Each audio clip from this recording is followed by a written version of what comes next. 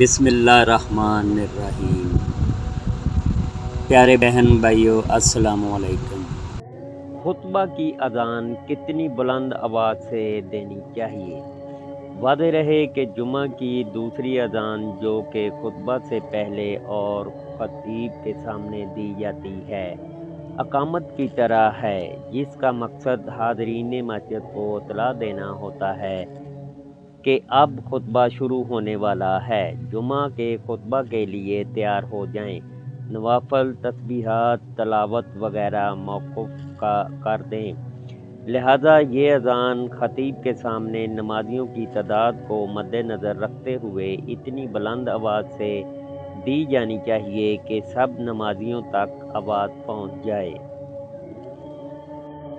جماعت کا وقت اذان سے کتنے وقفے کے بعد ہونا چاہیے؟ واضح ہو کہ مغرب کی نماز کے علاوہ باقی تمام نمازوں میں اذان اور نماز کے درمیان اتنا وقت ہونا چاہیے کہ کھانا کھانے والا کھا پی کر فارغ ہو جائے اور قضائے حاجت کرنے والا اپنی ضروریات سہولت کے ساتھ پوری کر کے فارغ ہو کر جماعت کے ساتھ شریک ہو جائے۔ عام طور پر مساجد میں نماز ظہر، عصر، عشاء اور فجر میں 15 سے 20 منٹ کا وقفہ ہوتا ہے۔